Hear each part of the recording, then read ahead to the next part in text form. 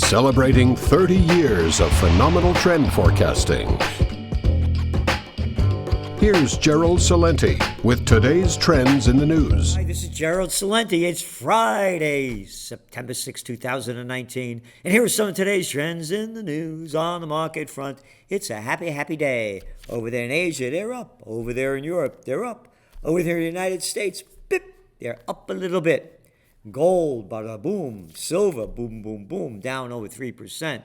Oil, up a tiny little bit. And Bitcoin, down a tiny little bit. Stocks closed little changed after disappointing jobs report. They had a jobs report in the United States. They created 130,000 jobs. Some estimates were there were going to be 160,000 jobs. But then when you look behind the numbers, only 96,000 real jobs were created.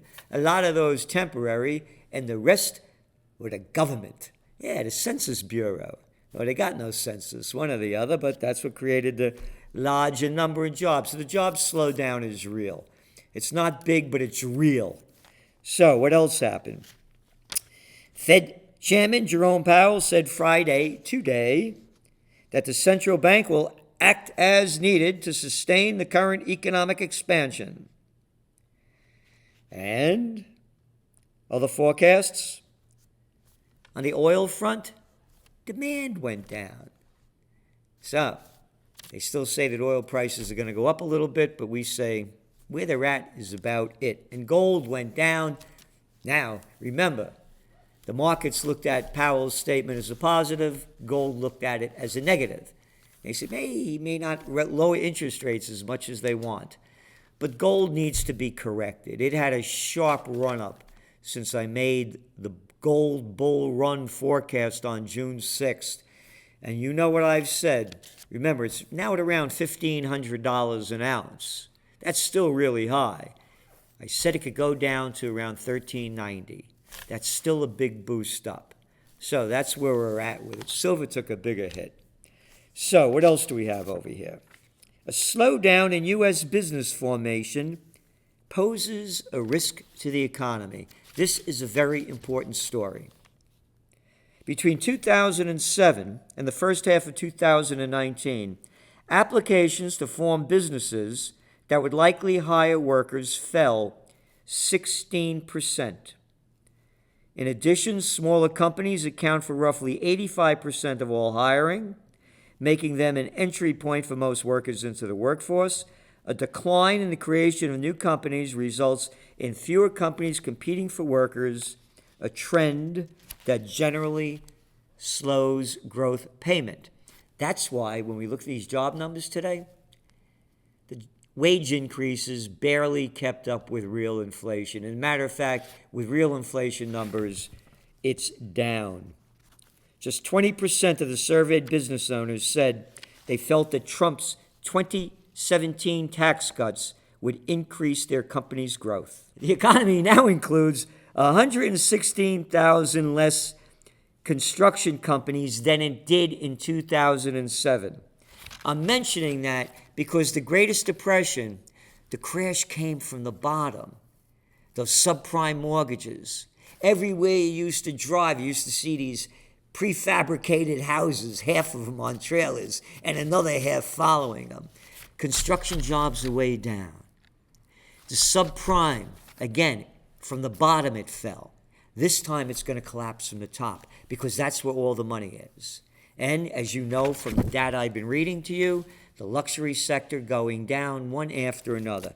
Very important to watch because the bottom isn't being built up with entrepreneurs. It's all multinationals. Here we go. Investment bank revenues tumble. First half results at a 13-year low. It's one after another. 18% fall in fixed income revenues at Morgan Stanley and a 32% decline in equity revenues at Deutsche Bank. One after another. The banks can't take these low interest rates. They're not making any money. Negative interest rates. Deutsche Bank CEO says negative rates threaten to split economy. Deutsche Bank's chief executive has warned about the negative side of the likely cut in interest rates by the European Central Bank next week, arguing that it would do little to stimulate the economy, but would deepen division within society. He's 100% right, because all the cheap money went to the big corporations, stock buybacks, bond issuances, and we know the data. The rich got a lot richer, and everyone else got poorer. The head of Germany's biggest bank said few economists believe that cheaper money on this level will do anything. And we're in that camp. The monetary methadone is going to work only so much, and they're running out of it because Christine Lagarde urges rich nations to spend more. That's right. They want to stimulate the economy. And this is going to artificially prop it up. We'll build infrastructure. We'll do this. We'll do that. When governments spend any money, tell me the positive effects that come out of it. Tell me anything the government does that comes out positive. Christine Lagarde has called on European governments to cooperate more closely over fiscal policy to stimulate the stuttering Eurozone economy. Stuttering? Yeah. How about going into a Great Depression? So they're only going to call it as it keeps happening. Oh no, now we're stuttering, and then they're going to say it's we think it's a recession. You wait for them. You wait for the official word. You're officially screwed. You better be aware and prepare now. The greatest depression is coming. I could go on and on with this article.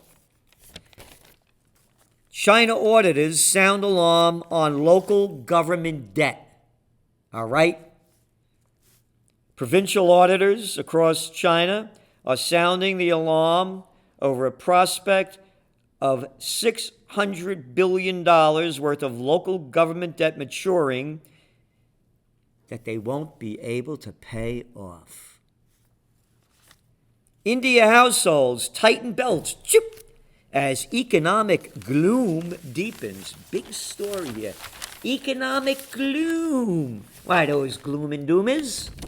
You ready for some of this data? 465,000 residential units across India were sold but never completed. That means 465,000 people got shafted. They paid for these apartments and condominiums, and they were never completed. It's one point after another how little the people have to spend and how badly the Indian government and economy is going down. 5 consecutive quarters of negative growth. Private consumption in India grew just 3.1%, down from 7% a year ago. And it keeps going on. Now, onto some international news. U.S. deal with Taliban meets Afghan resistance amid uptick in violence. So they're trying to put together a deal here where the United States is going to pull out. But it's not looking so good because the Taliban keep attacking more and more and more. They want to get rid of this government.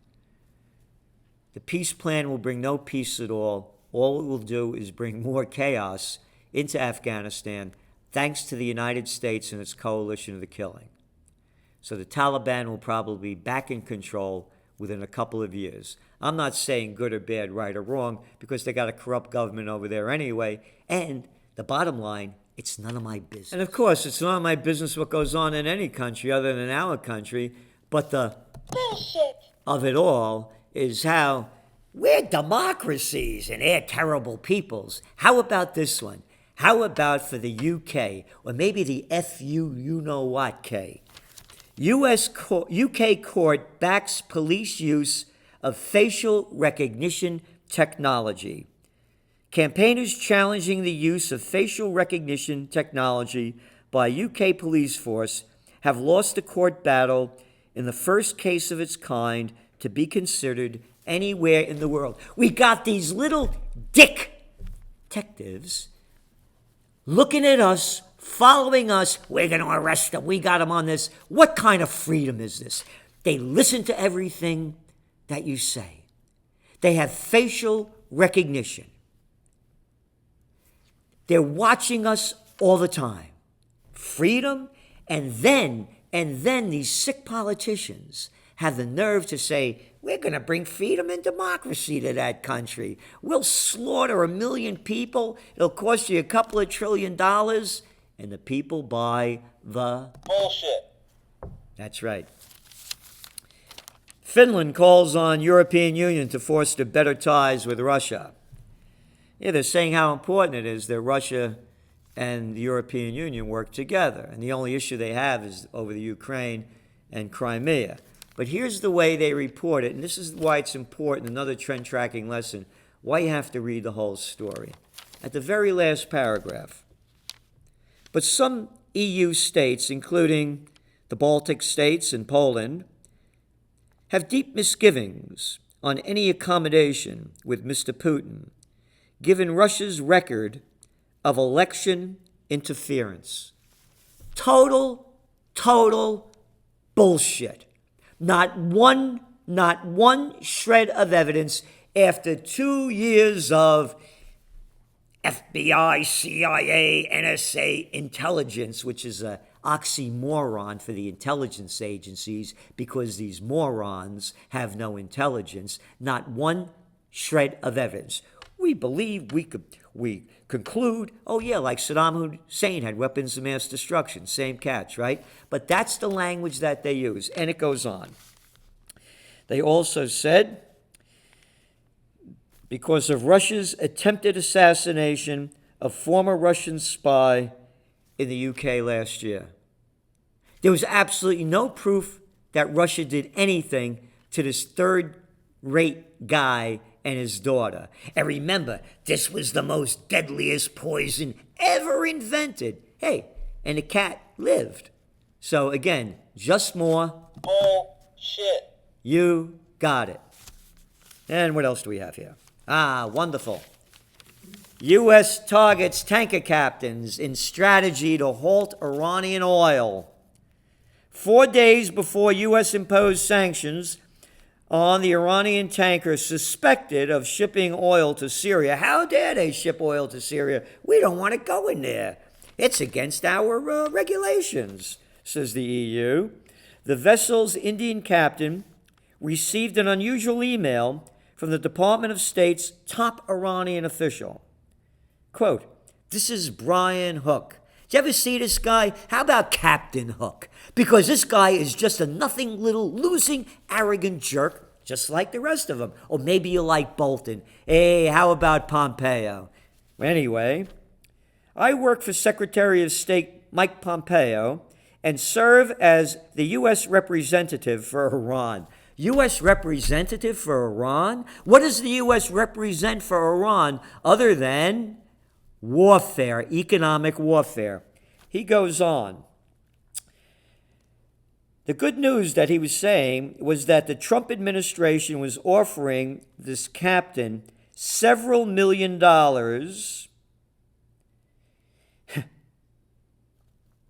to pilot the ship to a place where the United States could impound it. Could you imagine this? Our money, by the way. Keep working. Don't forget to pay your taxes. We got imbeciles to steal our money from us.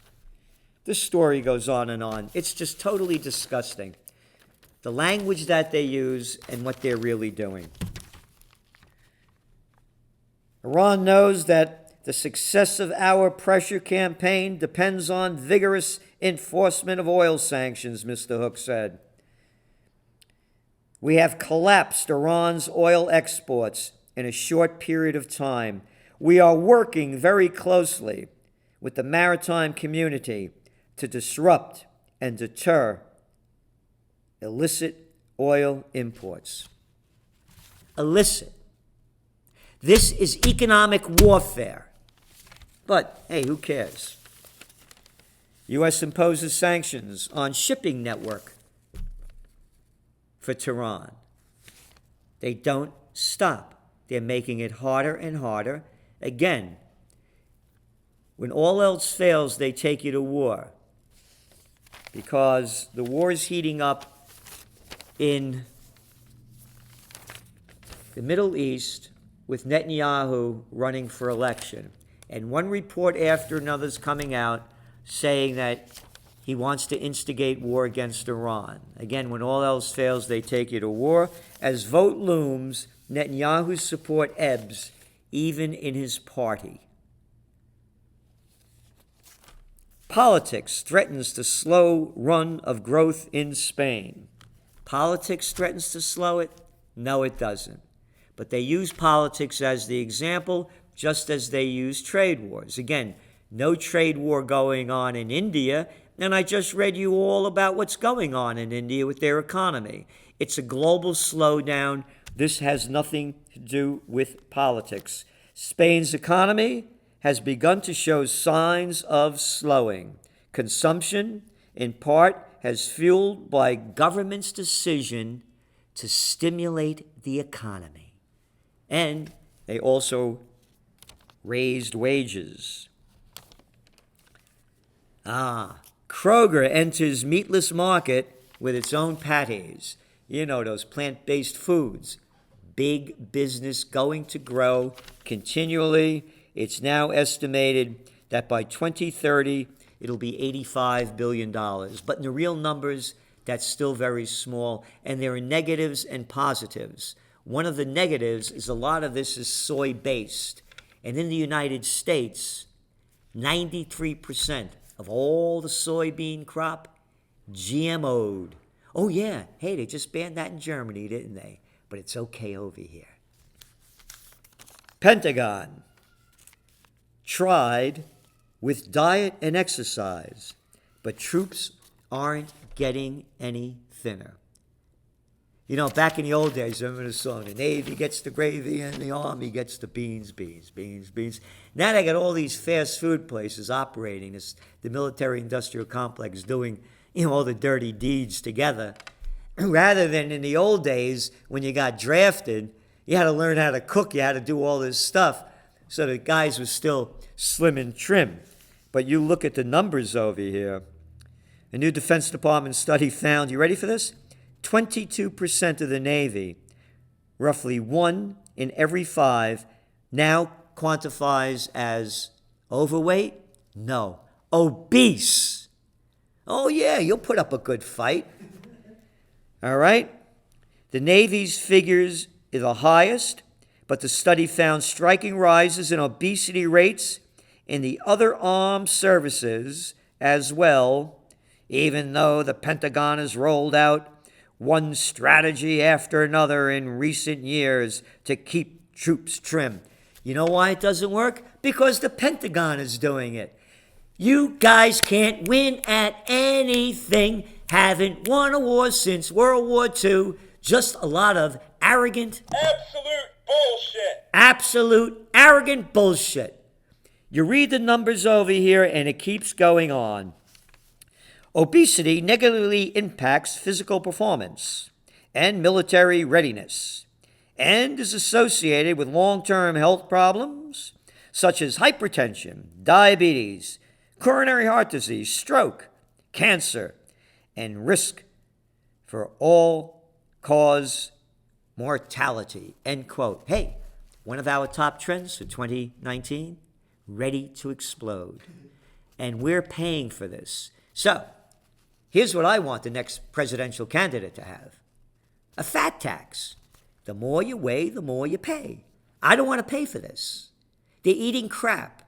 How can you get healthy? Stop eating garbage. Stop eating so much of it and get off your fat butt and start doing some exercise. Want more information? Send $29.95. That's all you got to do. It's as simple as that. It takes courage and energy and care to do it. This is Gerald Celente, and that's some of today's trends in the news.